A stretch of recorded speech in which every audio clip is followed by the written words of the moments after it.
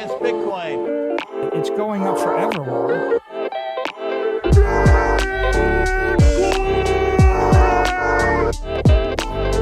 You're against Bitcoin, you're against freedom.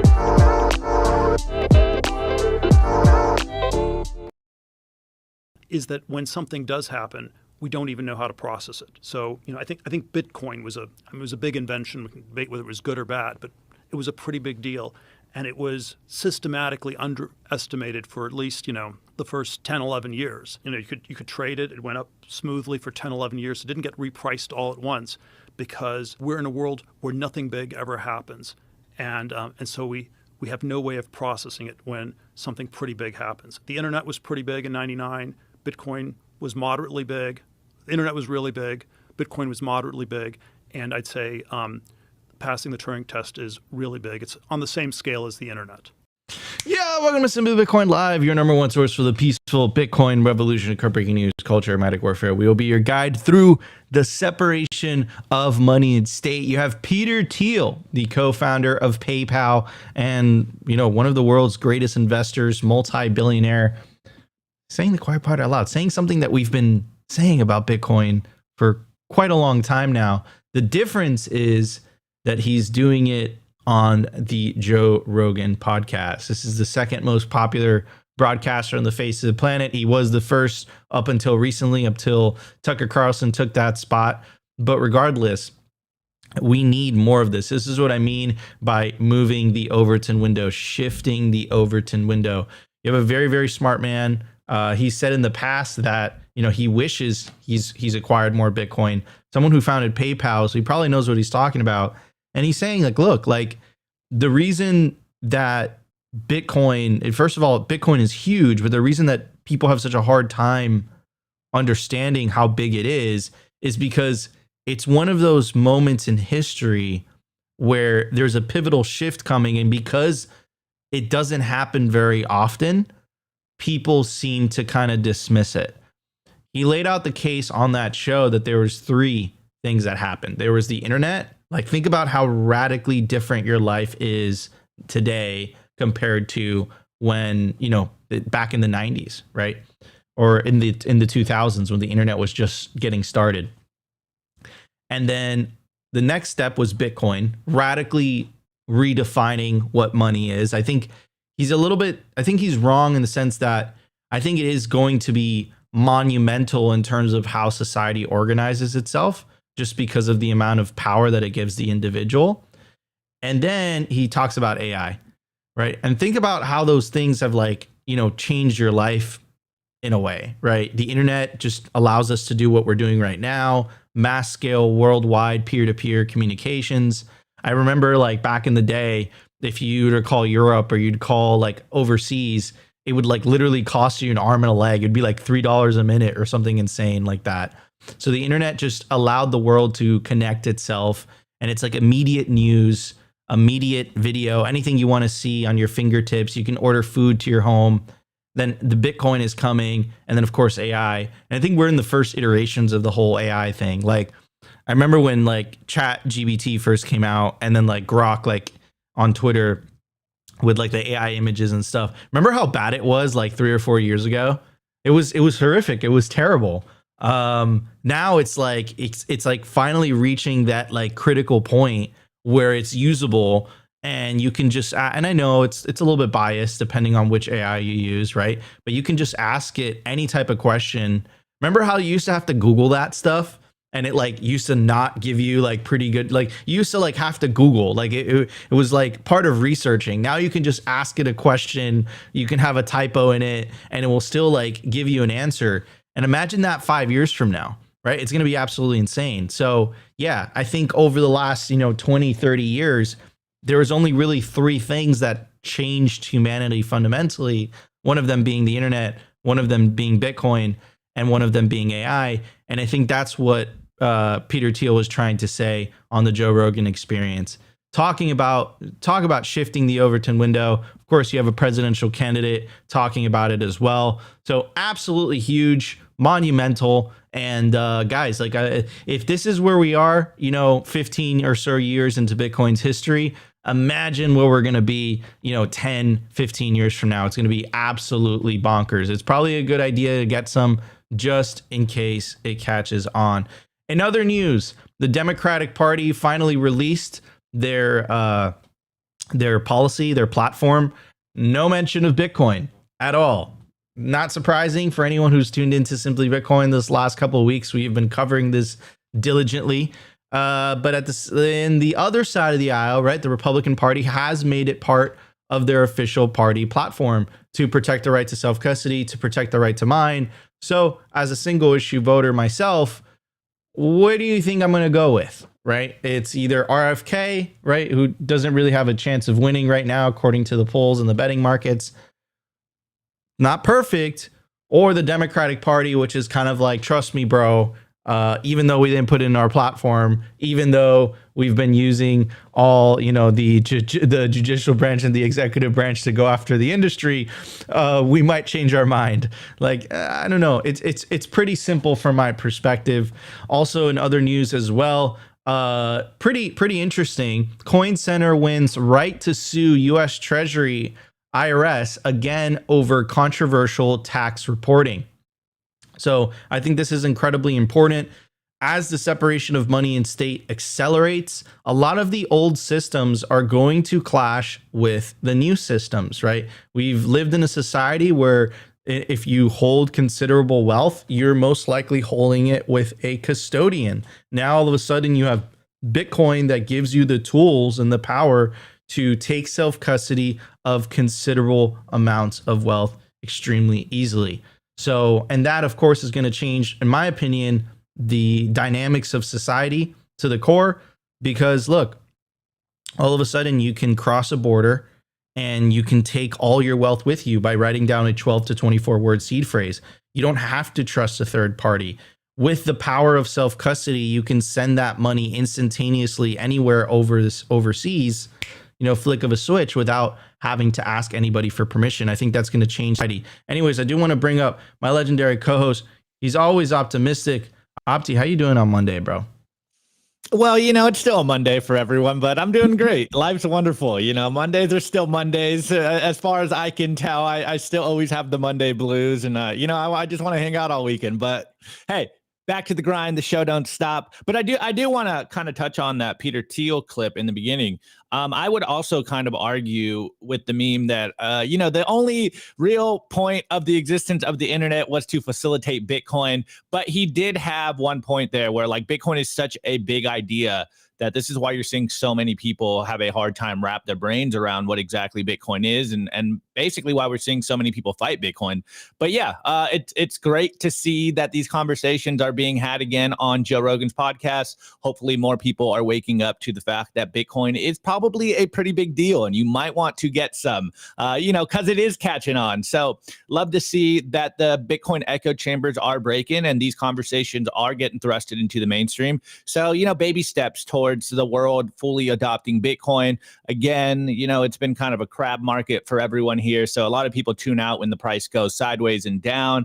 But I think we're going to start to see that conversation pick up in the next couple of months, or, round out 2024 with a very solid mind share for the just the general population. I think Bitcoin is going to be a big deal, or rather conversationally is going to be a big deal by the end of this year. So interesting times, man. Interesting time. And also, man, can we all troll 58K gang today? Because man, they're really suppressing the price on us, and we're back at 58K again. Like, sheesh, man. It's been a rough crab market for all of us Bitcoiners that are just caught up in the hopium, but it's coming, guys. Trust the process.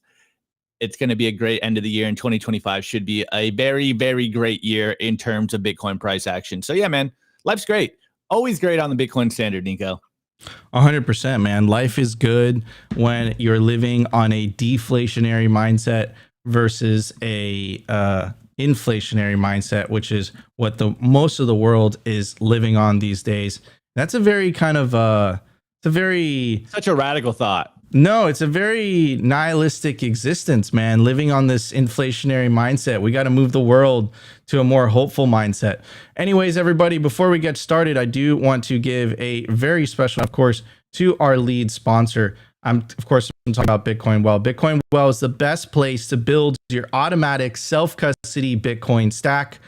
To get started, scan the QR code or check the link in the video description. Head over to bitcoinwell.com, buy real Bitcoin, enable your independence with the fastest and safest way to buy Bitcoin in Canada and the USA. To get started, put your email address. Takes 2 to 5 minutes to get your account signed up, and then you'll be able to buy Bitcoin on the automatic self-custody Bitcoin on-ramp. What does that mean? That means every time you buy Bitcoin on Bitcoin Well, it goes straight to your self-custody Bitcoin wallet address after your funds clear. Every time you buy Bitcoin, you earn Bitcoin Well points, and you could redeem those points towards the Bitcoin Wishing Well. We're going to do that for you guys right now live. First person to scan the QR code wins 500. Oh, come on, James. Wow. Oh, man. Oh, We're getting trolled here. We're getting trolled here. All right, let's do that one more time. Here we go. Second time. Nope. Wow. All right, we're gonna talk to the boys. We're gonna talk to the boys. Anyway, scan the QR code. You can use promo code simplybtc. You get 3 tosses into the Bitcoin Wishing Well. We're gonna get it working for you guys as well. Support self-custody by default Bitcoin on-ramps. Head over to bitcoinwell.com today. All right, everybody, let's hit the numbers. Here we go. The Bitcoin numbers. All right, everybody. So you want to make it over the finish line with your generational wealth. And the way that you do that is by properly securing your seed phrase. Most hardware wallets, they come with a little piece of paper with 12 to 24 words. And you don't want to write down your generational wealth on paper. You want to stamp it into titanium. So stamp your seed into a titanium seed phrase storage kit. Literally proof of work. Stamp is proof of work seed phrase storage. It is fireproof, it's waterproof, it's dog proof. Your dog's not going to want to eat a piece of titanium. So literally stamp your seed into a piece of titanium so it lasts generations. This is why it's called generational wealth.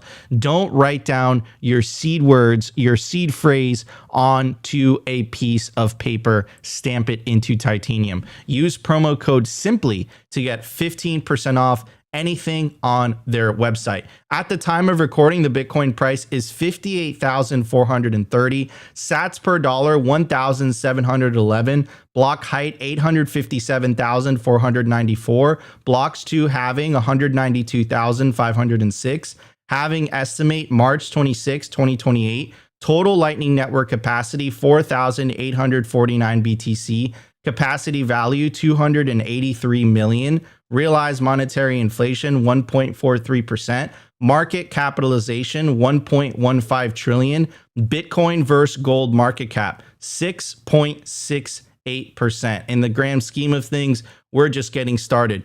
Anyways, Dave Smith absolutely dropped firebombs at the Bitcoin conference. We've been meaning to get to this clip, haven't been able to, finally have the chance. Here's our boy, the BTC therapist, great content creator on Twitter. Definitely give him a follow. The most important thing the world could do is separate money from state. Bitcoin fixes this. Here's Dave Smith. It's about a 2-minute clip. The more you learn about money and government control of money, you realize that that is the whole game. Everything else flows from that. Every evil thing that government does is only because they control the money supply. Like, take an evil thing that government does, and I'll explain how it's because they control the money supply, you know? Like, I mean, just think about, like, okay, we fought, like, a catastrophic 20-year war in Afghanistan that literally killed hundreds of thousands of people, cost trillions of dollars, and thousands of our bravest young boys died, and then tens of thousands committed suicide in the wake of the war, right? Well, just like imagine if they couldn't print the money for that war. Right. Imagine if they had to tax the American people every month for the war in Afghanistan. You think that thing would have lasted 20 years? No way. You'd have been lucky to get it through a year before the people would have demanded a result. Like, what are you doing here? I mean, just imagine trying to do the lockdowns of 2020 if they couldn't just print trillions of dollars and pass them out. That people wouldn't have taken it. They would have been like, no, we're going back to work. We're not doing this. It's only because they control the money that they can get away with tyranny. And listen, like personally, like when I came up as a child of the Ron Paul presidential campaigns. Like that's how I got interested in all of this stuff. And Ron Paul would always talk about the gold standard at the time. And don't get me wrong, I think a gold standard would be much, much better than what we have right now. The problem is that historically, what do nations do when they're on a gold standard and they need to fight a war? They just suspend the gold standard, you know? So the difference is that what Bitcoin brings is this decentralization, where if you were truly on a Bitcoin standard, someone in Washington, D.C. couldn't just say, we're going off the Bitcoin standard now. That's the power that Bitcoin has, that you can actually have a chance at separating money in the state. And that is the most important thing in the world to do. So, I mean, dude, like, spot on. This is what we've been saying for the longest time. No more endless wars. So, okay, listen. If the war, like, we pulled out of Afghanistan, left $80 billion, right, worth of equipment there. We pulled out. We literally, within a couple of months, we started funding another war and sent like $250 billion to fund the war in Ukraine. Why were they able to get away with this? They print the money. If you take away their ability to do that, you separate money from state. This is why we keep iterating on this, guys. A lot of people tune into Bitcoin content and crypto content because they want to get rich. Fine, you come for the money, you stay for the revolution. This is not the channel for you if that's what that you're looking for. We don't draw charts, we don't give price predictions, we don't do any of that stuff. We'll be your guide through the separation of money and state. This is why this type of stuff is so important. What type of future do you want your children to live in? Do you want your children to live in a future of endless wars, or do you want your children to live in a future of peace? Okay, so now let's break it down. If they can't print if they can't print money to fund the war, what is the other way to fund the war? Via direct taxation. I promise you, as much as we're taxed right now, property tax, sales tax, income tax, right? Taxes left and right. I promise you that if you raised taxes to pay for a war in Ukraine, there would literally be a revolt the next day. The reason that they're able to get away with it is via the hidden tax of inflation. And that is incredibly important to point out. And I think a lot of people, they're feeling the pain. They can't afford things. They can't afford housing. They don't have the opportunity that their parents once had. They don't quite understand that it's not because their favorite politician isn't the president. They don't understand that it's the money that's literally blatantly stealing from them, which is why we're huge advocates for, and we're not going to stop. Frankly, this show won't stop. This message won't stop until the end of central banking, until the end of fiat currency, until the separation of money and state. Because it is the cause of so many of the world's problems. It is the broken money that is causing a lot of the global instability right now. A lot of the pain that people are feeling is literally caused by broken money, which is why Bitcoiners always say, fix the money, fix the world. Anyways, this is why it's so important for figures like Peter Thiel, people like Donald Trump, as much as people say he's divisive, people like RFK Jr., people like Russell Brand that have followings that they grew outside of the Bitcoin echo chamber to keep hammering that message home, Bitcoin, Bitcoin, Bitcoin, Bitcoin, because that inevitably leads to a very important question, which is, what is money? And that question inevitably leads to another very important question: what is government?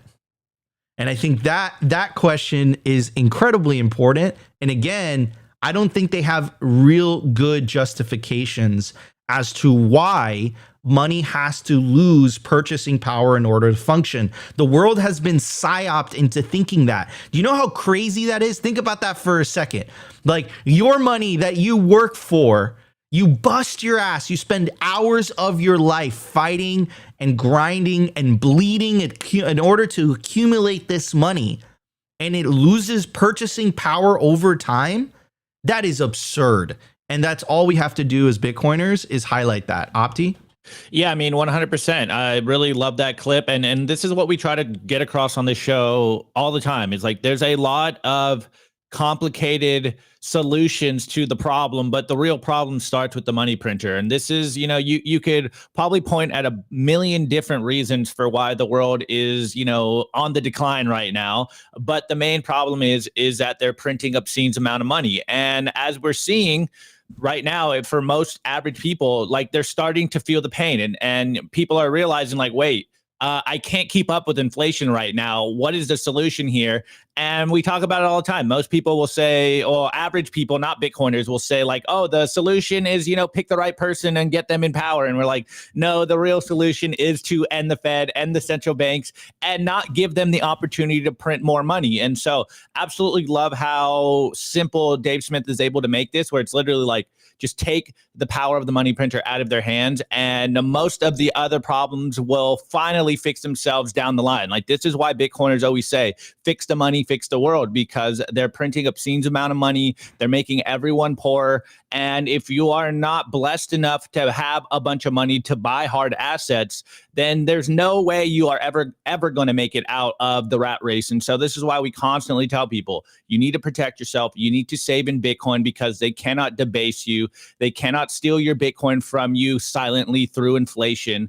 And this is the solution to most of the problem, is you as the individual out there retaining as much of the value that you create personally, so that you can choose what you want to use your money on versus, outsourcing that to Washington, D.C. and having them do it. All this crazy stuff we're seeing right now, it's all starting from the fact that they have the power to print more money. And this is why we're in a position that we are right now, is the people in power have gotten drunkenly crazy off that power of printing more money, and they're going to continue to print more money, because that there's no other solution here but to print more money.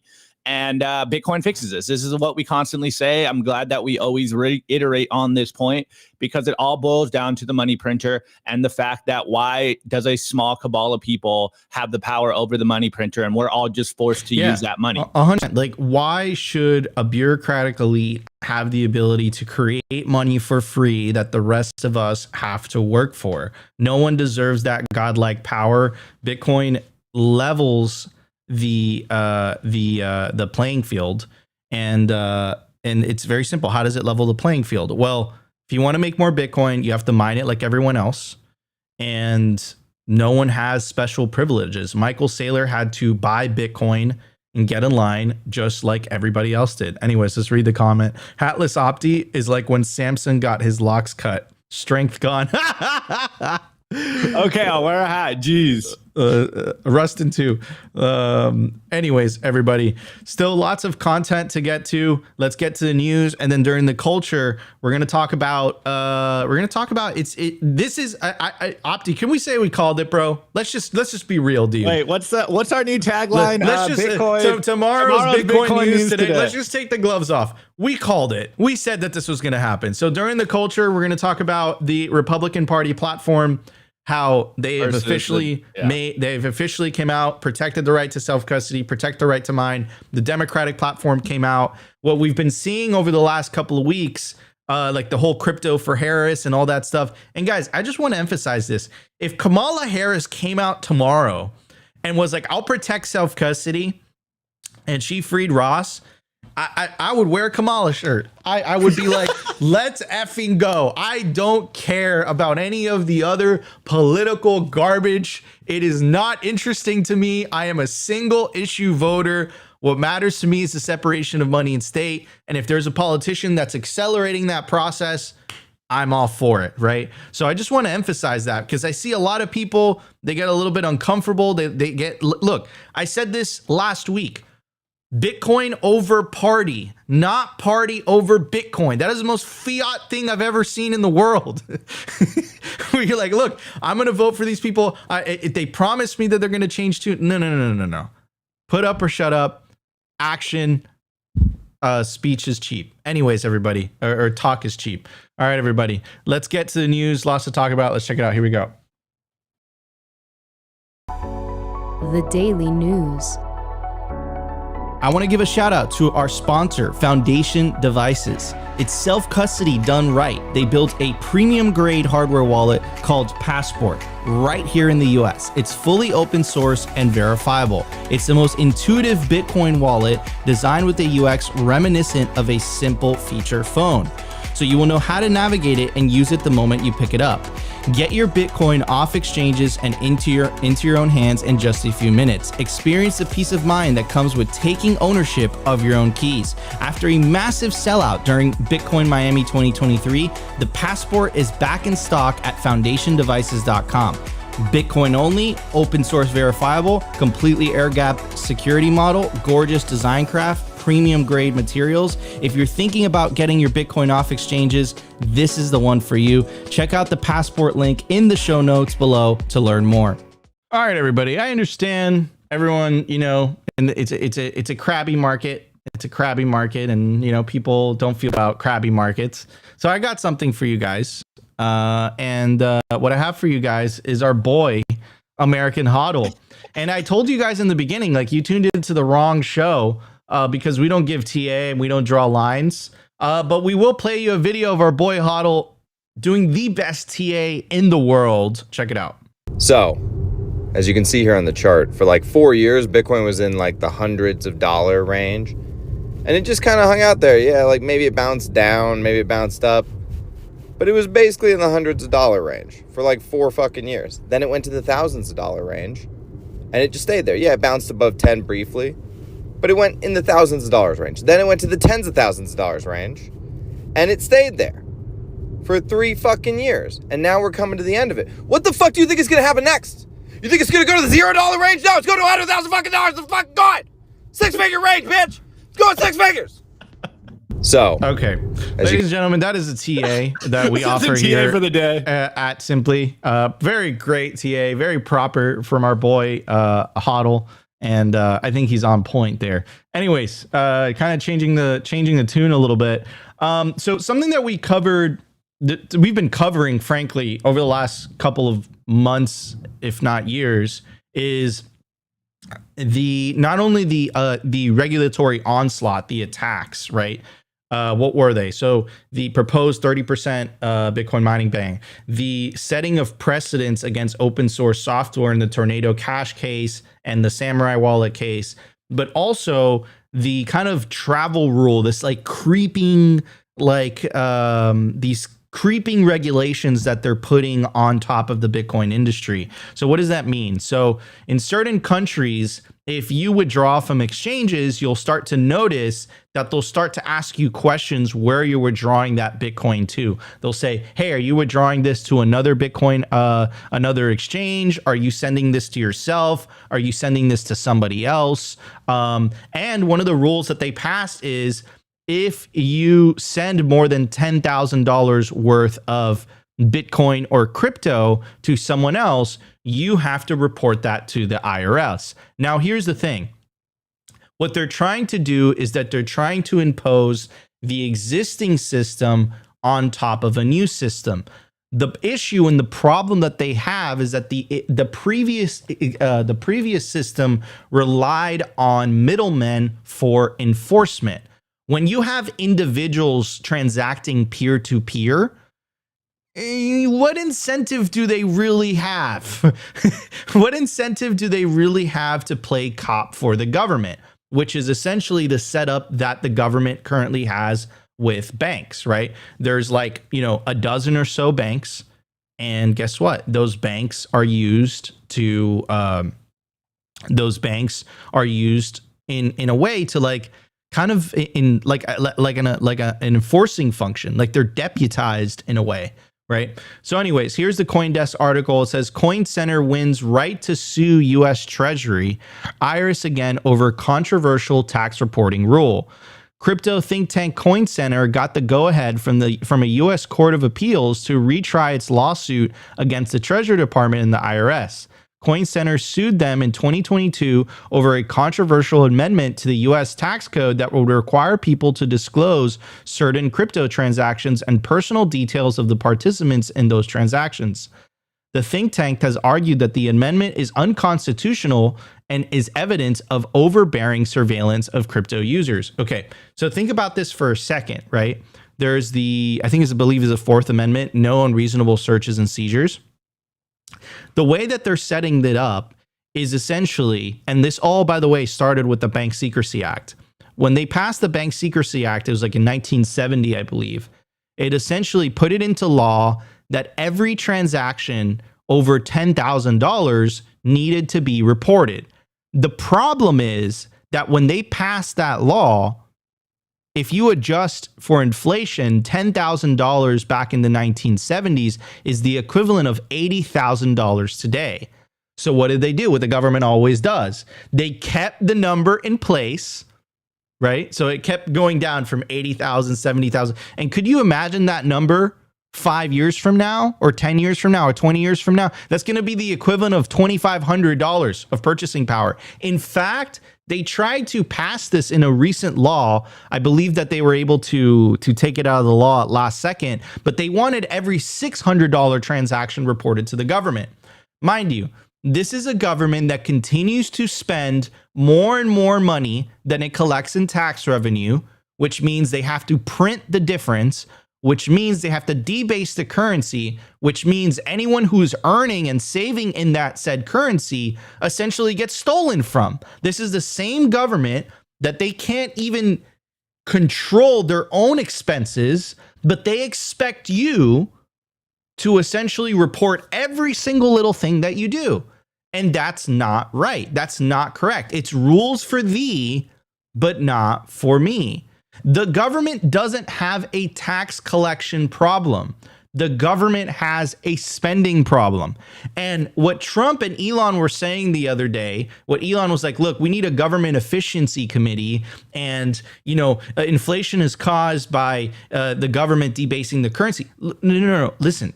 Yes, obviously. Everyone knows that. But that's not the solution.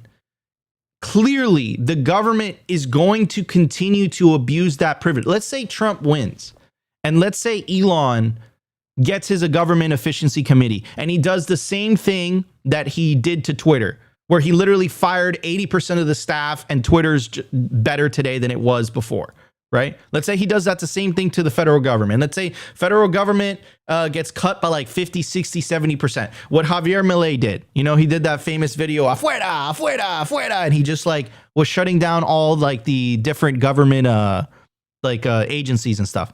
Let's say they do that and they bring inflation under control. What happens in 4 years when there's another election?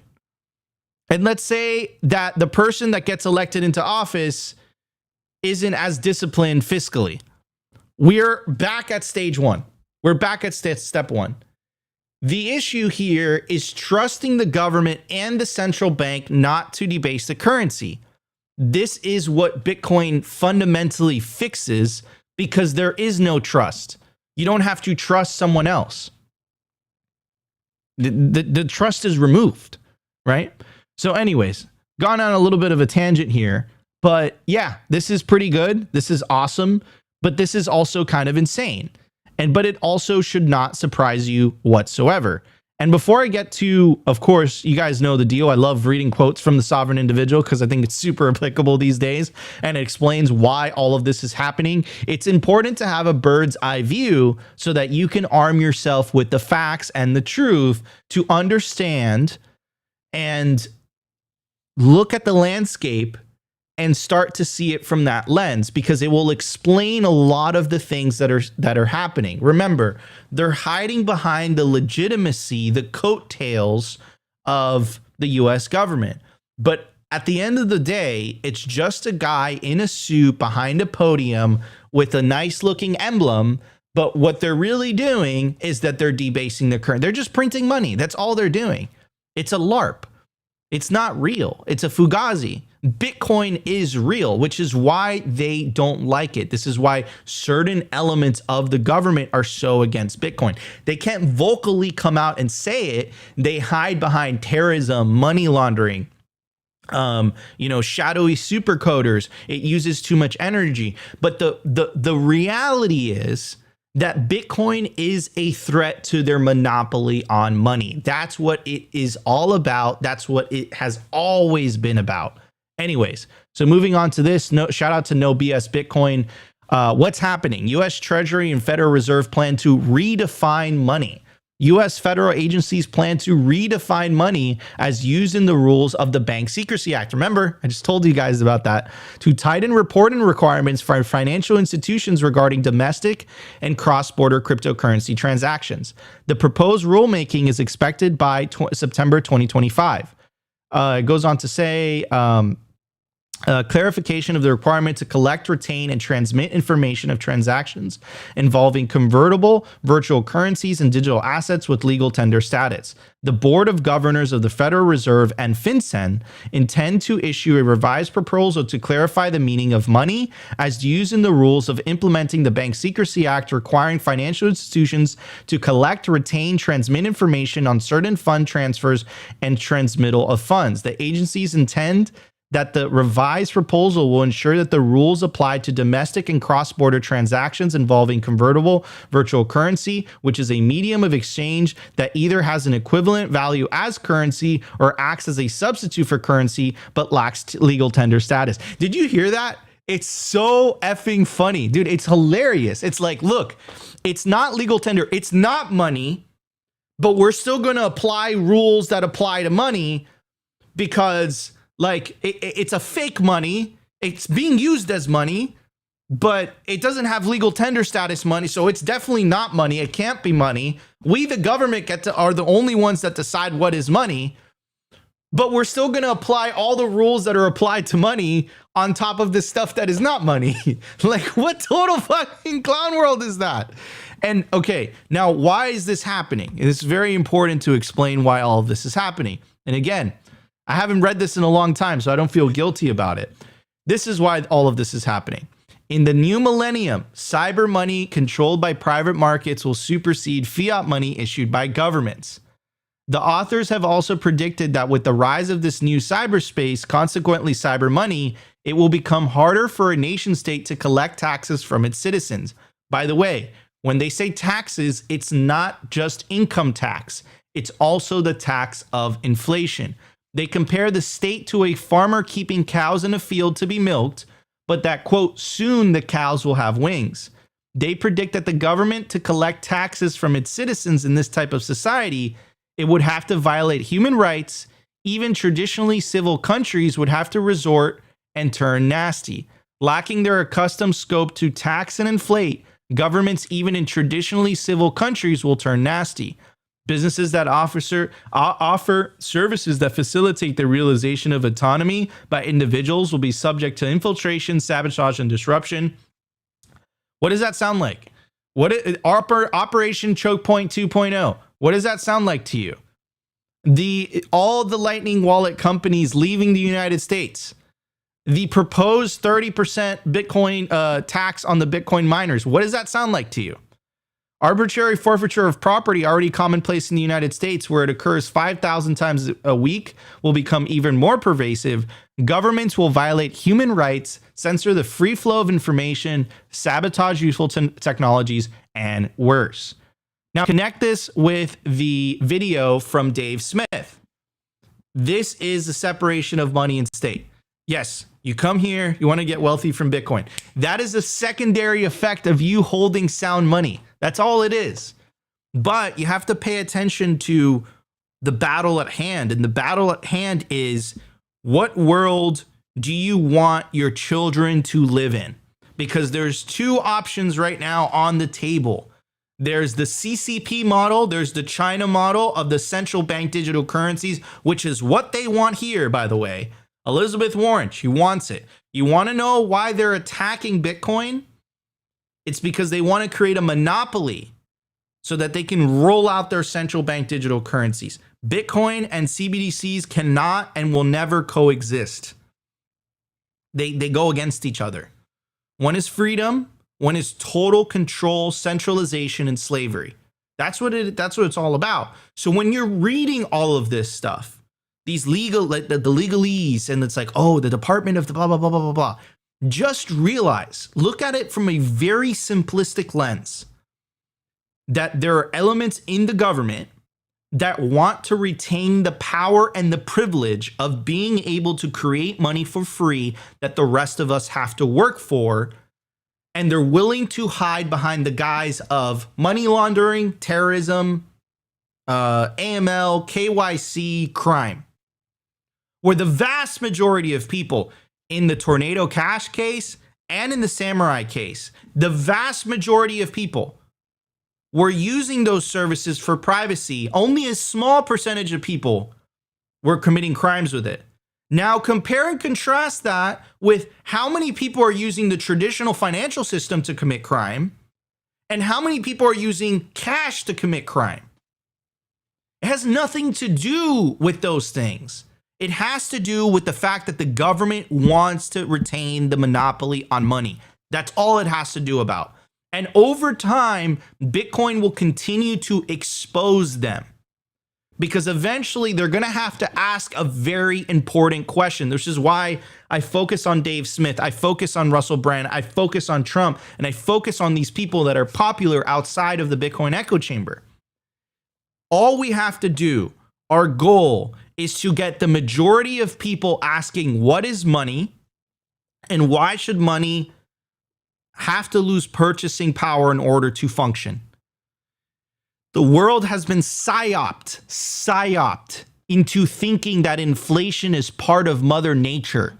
Think about it. Think about how I saw a speech of Kamala talking about how she's going to bring down inflation.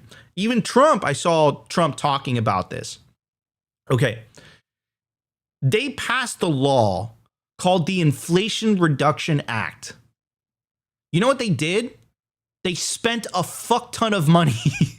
How is spending money that we don't have going to reduce inflation? The only thing that is going to reduce inflation is cutting costs. The problem is that you have to trust in the discipline of these federal bureaucrats not to spend money. And they have no accountability. This is what, when people talk about the deep state, it's not really a deep state. It's not like this grand conspiracy. It's very simple. There's a bureaucracy that, regardless of who gets elected into office, remains in power, which means that there's no accountability. And that bureaucracy is fed by the money printer. And the money printer is fed by the work and energy and time of not only the American people, because the US is the world reserve currency, of any person around the world that is holding dollars. This includes central banks and individuals in countries where they have a failed fiat currency. They are literally footing the bill for the expenses of the US government. Full stop. That's what it's about. So yeah, this is a revolution. This is a change up. This is about saying enough is enough. The reason you can't afford housing, the reason you can't afford food is because the people in DC can't help but to print money. And this is what the separation of money and state is all about. And don't get distracted with the law. Like all of that, it's like hidden behind legalese and emblems and all these things to make it look official. All they're saying is like, look, we don't like this thing. This shit sucks. And we're just gonna, like, it's money laundering. It's terrorism. I'm gonna say something crazy, okay? I don't think terrorism would be a thing if everyone was on a Bitcoin standard. I don't think it would be a thing. I think if most people are very simple-minded people, okay, including myself, we're very, very simple. You want to have a family, you want to provide for your family, you want housing, that's it. That's 99% of people on planet Earth, okay? Bitcoin enables that. It allows everyone to live the American dream no matter where you are on planet Earth, because life gets progressively cheaper, as it should be. This is the case that Jeff Booth is making. As technology improves and productivity improves, the prices of things should go down, but they're not going down because governments are artificially making the prices of things continue to go up forever because they're printing money, and they have to coerce you into that system. That system requires censorship. That system requires wars in order to continue to function, in order for it to be deemed legitimate. You want to know why they're freaking the F out with Elon and X and Nostr? Is because they can no longer control the narrative. Remember Nayib Bukele's piece. Their most important weapon is their control on the truth. And they're willing to lie, smear, confiscate, print in order to keep their control on the truth. Imagine if that cat gets out of the bag and your aunt that comes to Thanksgiving dinner is like, wait a second, like inflation isn't necessary. And you're looking at her and you're like, yep. What do you think she's going to say?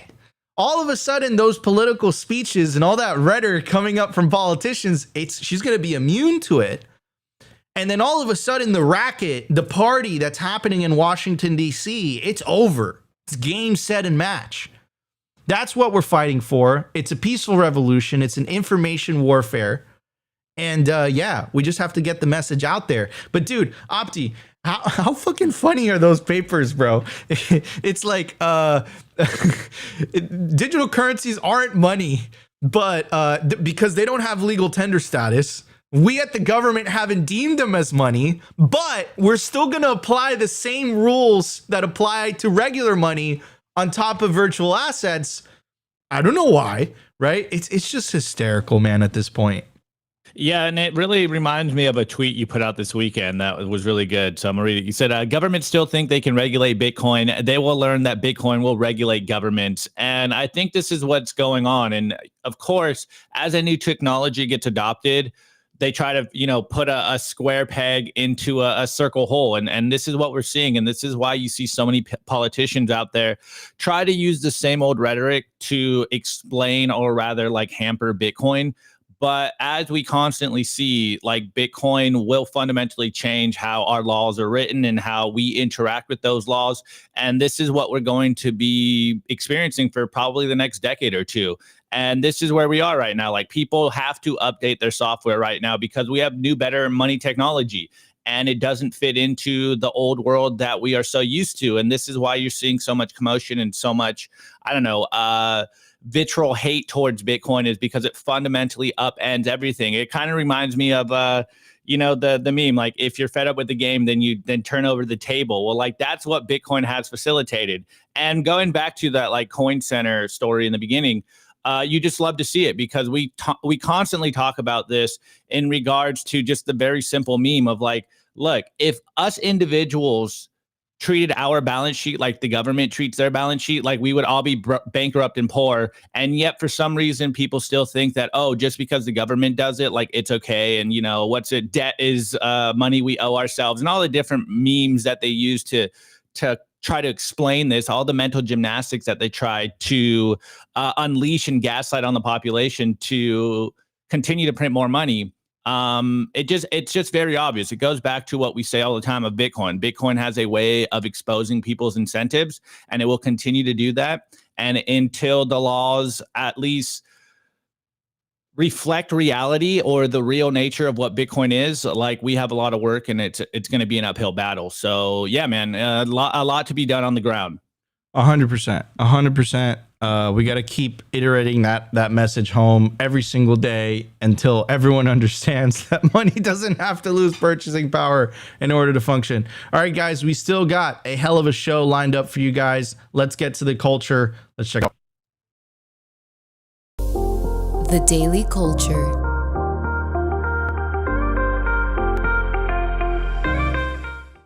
All right, everybody, I do want to give a shout out to our sponsor, the Orange Palap. Stack friends who stack sats. Join the 11,822 Bitcoiners that are currently on the application. To get started, scan the QR code or check the link in the video description.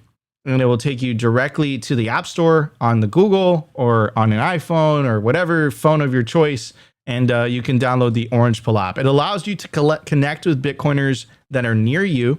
It also allows you to check out Bitcoin events that are near you. So if you're traveling for a conference or whatever, and you just don't know any Bitcoiners, you don't know any events that are happening near that conference, the Orange Pill app is for you. It's one of the best ways to reach me directly. Send me a message on the Orange Pill app, and I'll make sure to get back to each and every single one of you guys.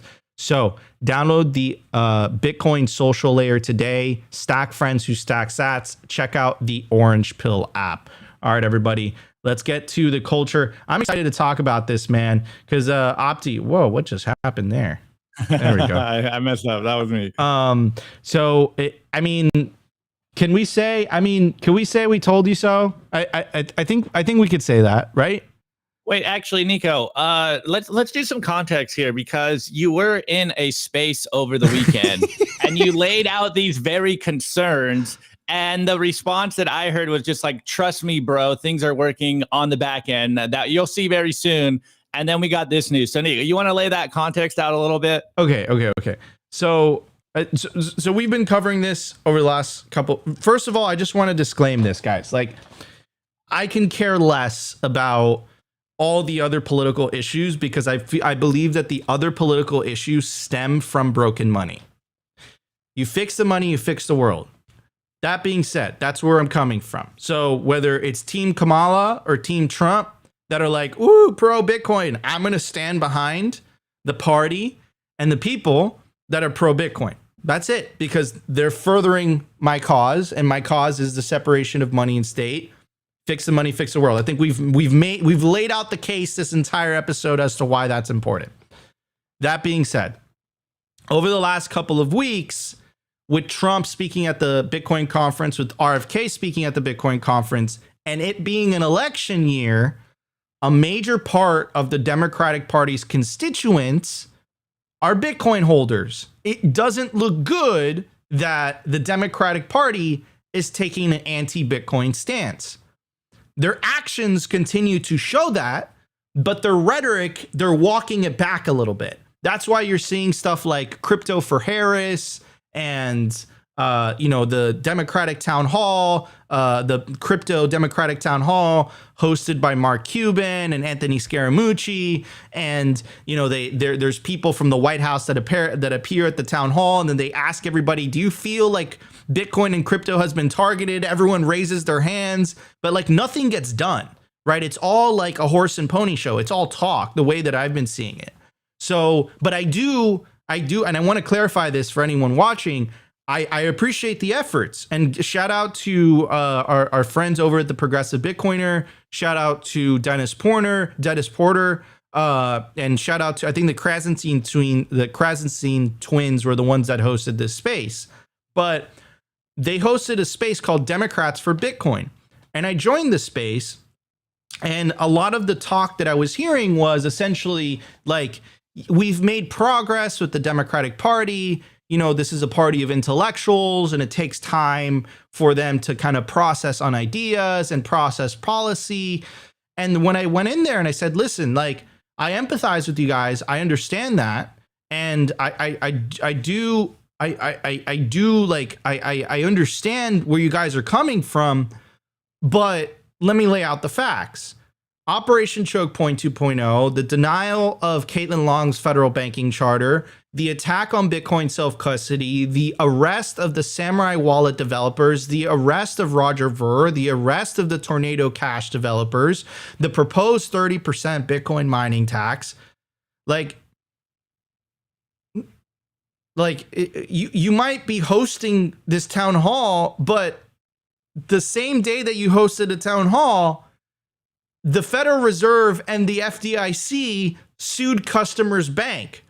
Customers Bank is like literally one of the last remaining pro Bitcoin and crypto banks in the US. So just because you're hosting a town hall and at the end, like, it's like you're having a conversation with me, and on my back, you're just slapping me in the back. Like, that's essentially what's happening.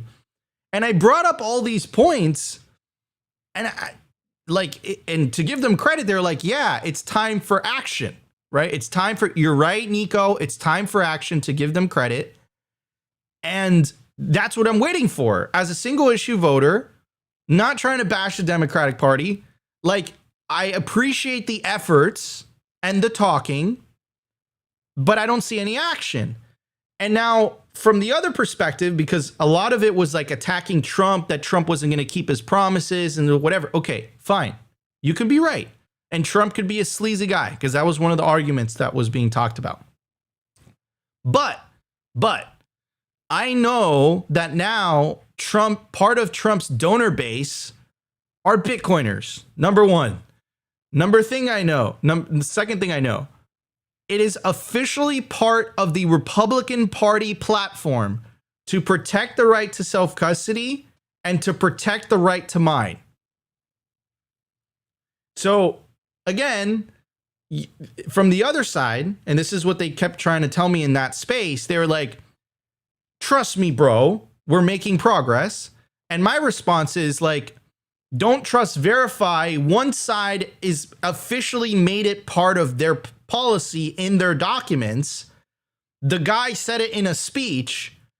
And then the other side, I haven't heard Kamala say anything about crypto or Bitcoin once, and her actions are showing that she's hostile towards it.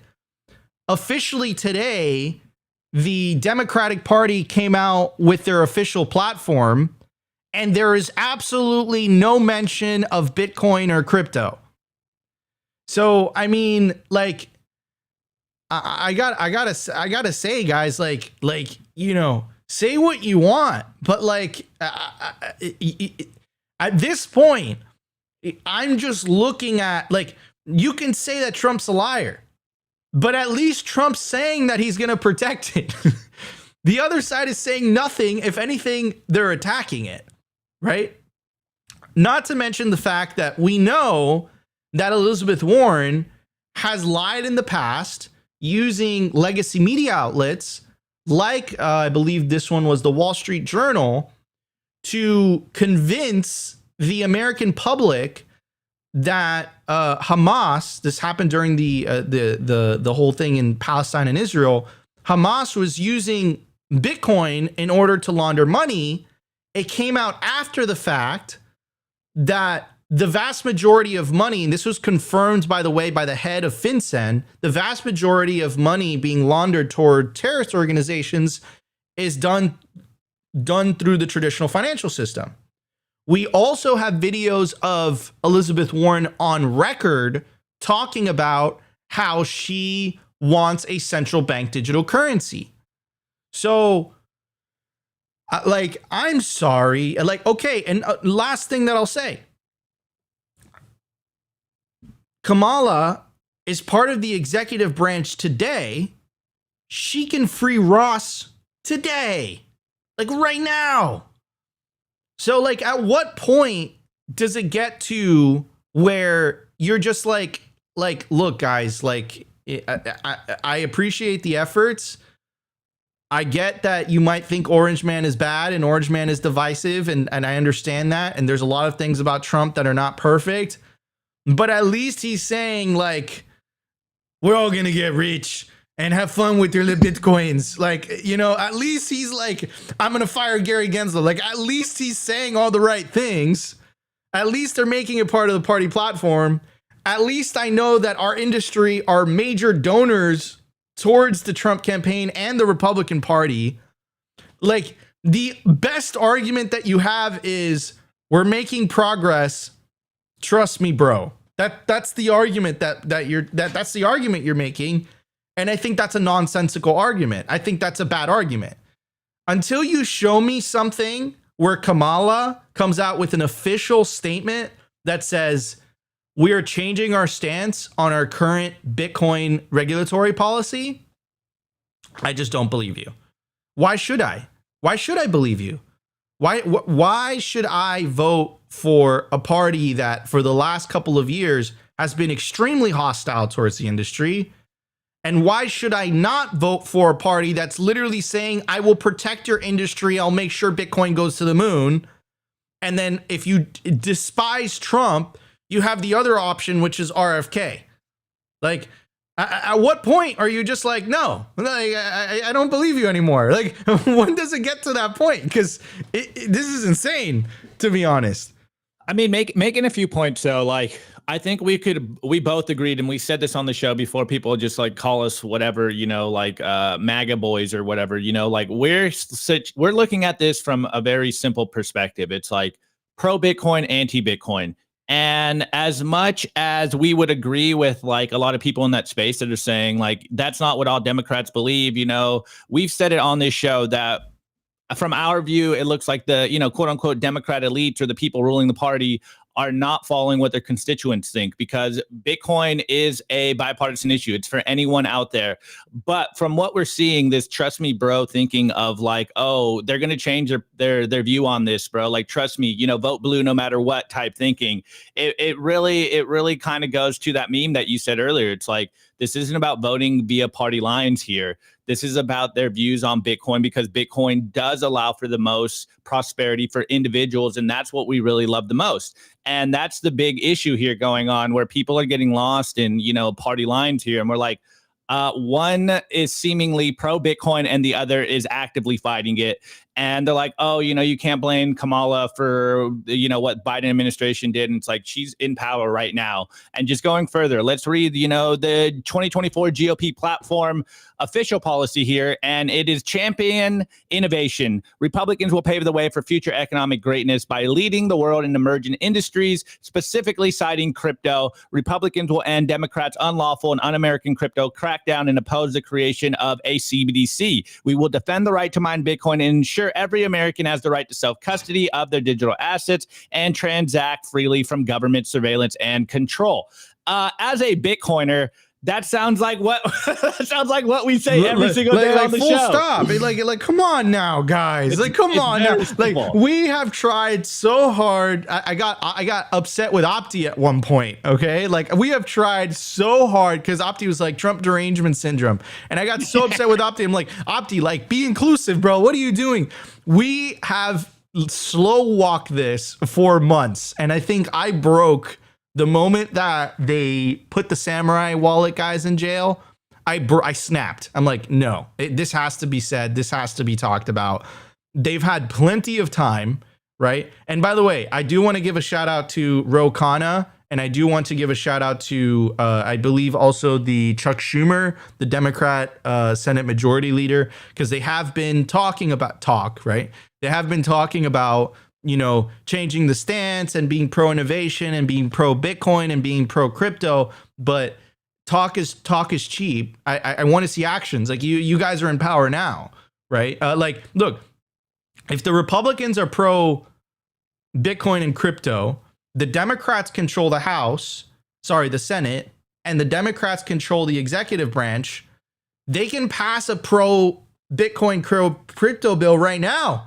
There should be no reason as to why that's not happening, right? So, I mean, like, guys, we've laid out the case. We've tried to be inclusive in our messaging. We've literally slow walked the F out of this to a point where, like, you know, where there's smoke, there's fire, bro. Like, come on now. It's just like, it's pretty obvious, dude. Like, I don't know what else. I don't know how else we can say this, Opti. Yeah, I mean, and further, you know, I haven't voted since 2008, and I voted for Obama, like, because I really believed in the rhetoric here. So I don't want to get painted as like this, you know, Republican conservative person. Like, I'm not a Republican nor a Democrat. Like, I'm a Bitcoiner.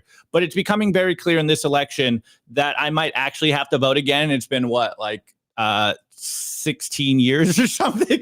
But the way I'm seeing it is like, one's pro Bitcoin, one is not. While I will admit that both parties will have to do a lot more for me to actually get up and vote, it does feel like this is a very important election, at least in terms of pro Bitcoin and anti Bitcoin stances here. And as someone that wants to further Bitcoin adoption and not have to, you know, flee my country, I want to have an industry that does prosper in our world. And one side is making it very hard to believe anything they're saying when they say one thing and then their action completely disregards what they're saying. And I think this is what we're talking about constantly on the show, is just the hypocrisy. Yeah, 100%. Like put up or shut up. It's and another thing also, like I gotta say, like the price control thing, that's not a good look. This is just like, come on now, like come on, like we're Bitcoiners or Austrian economists. Like you're talking about price controls, like dude, like. That's straight up fucking communism, dude. Like, I don't know how else to say it. Like, it's fucking crazy, man. Anyways, guys, I hope you enjoyed the Monday edition, August 19, 2024 of Simply Bitcoin Live. If you guys enjoyed the show, you know what to do. Smash the like button. Consider subscribing if you feel like we provided you value. And of course, leave a comment. Please let us know. Like, I ask you guys, please, if you believe that I'm wrong, if you believe that I'm seeing something that's not there, please let us know down in the comments so that I could, like, you know, so that we can include it in the messaging. I love the progressive case for Bitcoiner guys. I'm in constant communication with them. Love Dennis Porter. Love what he's doing on a state level. Communication with them. Not trying to shit on their efforts whatsoever. And I'm not trying to shit on the Democratic Party either. I'm just like also not blind. And like you're saying one thing and then doing the other is like, it's not exactly, you know, building my confidence up in how you're going to treat the industry from a regulatory perspective. So I hope they change course. I hope this becomes a nonpartisan issue like it should be. But this election, honestly, from a regulatory perspective, I think the Republicans would be a better vote, or RFK. Just a thought. Anyways, guys, love you all, and we'll see you on the next episode of Simply Bitcoin Live. Episode was brought to you by bitcoinwell.com, on a mission to enable independence.